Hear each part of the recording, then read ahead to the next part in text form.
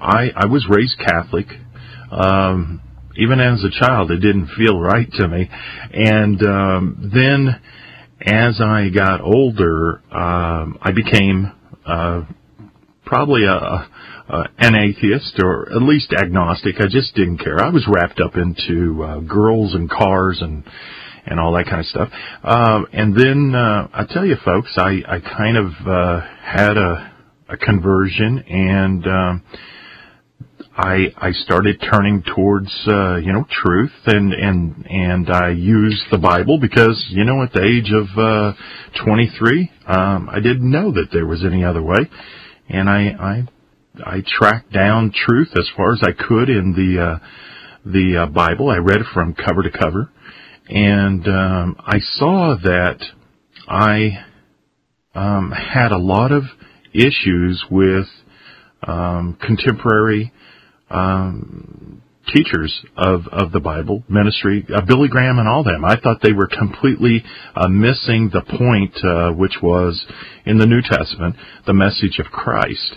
And then I got to understanding that there could be a conspiracy, that they could actually be the wolves in sheep's clothing. And once I considered that, I still found the message of Christ profoundly real for me personally, but different than what was being taught out in the world. And so I was anti-Christian from the very start. But as I studied more and more and uncovered more dark things within the the Old Testament, I started to question the God of the Old Testament. And once I did that, everything opened up.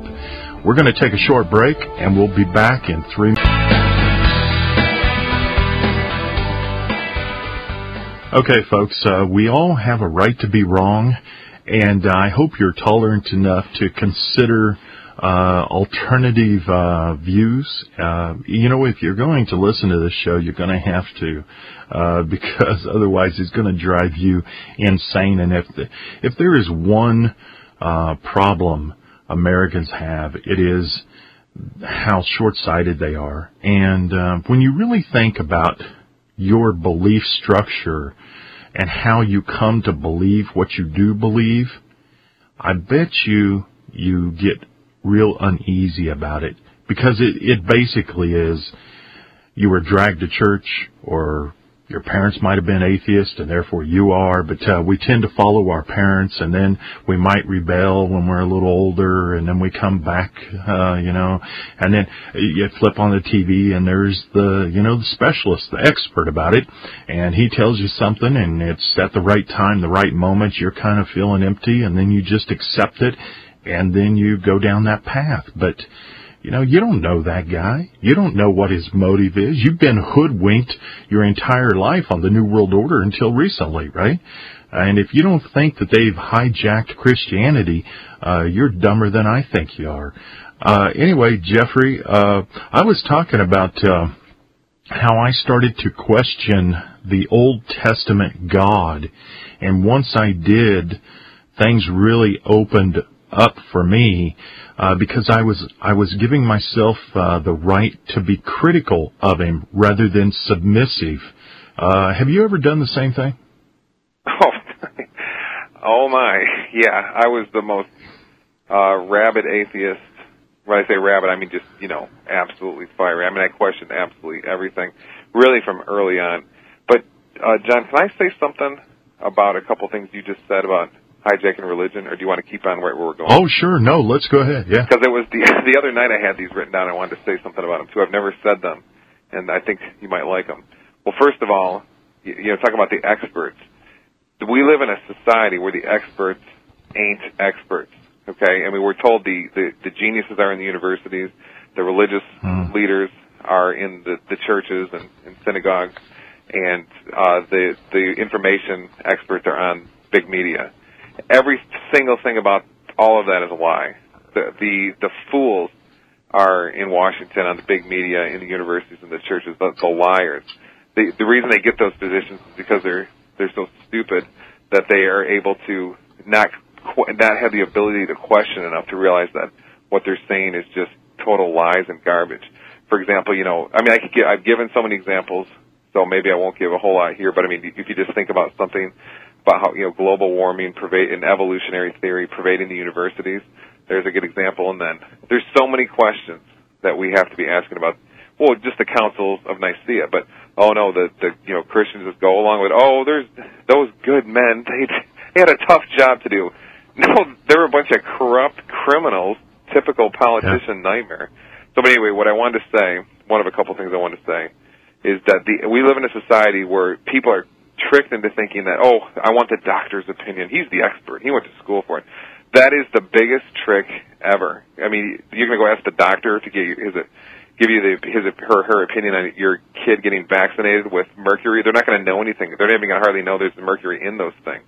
I mean, we live in an age where the experts are the fools that don't know anything. The experts are on GCN or Brent's Radio or Blog Talk Radio. The amateurs, I mean, that's the way it's always worked. Einstein was basically almost a PhD dropout, worked in a patent office, and look what he did. Immanuel Kant, David Hume, all these people. I mean, the people that are carving the way are people like you and me, John, and the listeners of this show. We're the ones who have knowledge, not the fools in the universities. But so I'm getting a little worked up here.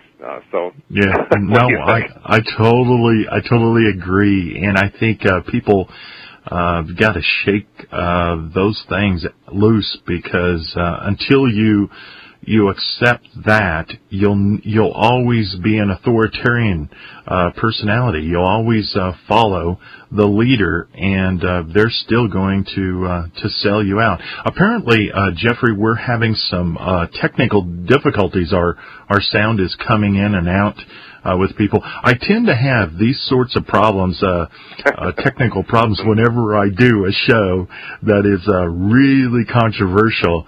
And here we are again. Hey, yeah, no, not with you. It's with the whole show. Me too. What a surprise. What a surprise. Yeah, what a surprise. Anyway, we'll just keep going, even if it's just you and me, because I think I'll get a kick out of this too. Hey, one of the things that I looked at in the Old Testament is, if the Creator created the universe, then He ought to be everywhere. He ought to know everything and be able to lift any weight, right? I mean, He should be omni-everything, right? But yet, people never notice the obvious things, such as in the Garden of Eden. You've got this God who can't seem to locate two people in a garden. He's completely mystified of where they are, so he's calling out and he's wondering where they are. Have you noticed that? Well, to tell you the truth, you told me about it earlier today when we were talking on the phone, and I had not thought about that before. But there's so many little things like that. How could here's my favorite one is, how in the world could it be the case that we were created to be so stupid? Okay, I have an answer. I've brought it on my radio show, and I think we're contaminated by the Illuminati Nephilim, but that's just my view. I mean, there may be other views, but we have to accept that humans, if you've got an all-powerful divine creator, that creator could not have created people to be so foolish that they would just kill each other, invent nuclear weapons, and be filled with slaughter and ignorance and manipulation and shallowness. That just doesn't make sense. You can't have a creator creating evil, an all-powerful, all-good creator creating evil. Yeah, it's crazy, isn't it? Now, we're going to take another break.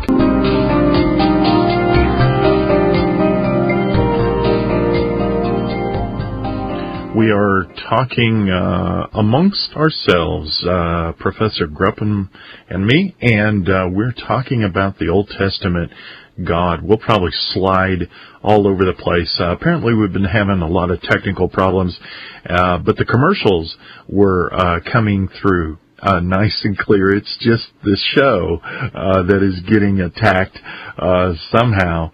I don't know. They're saying from the boardroom that it's the internet, but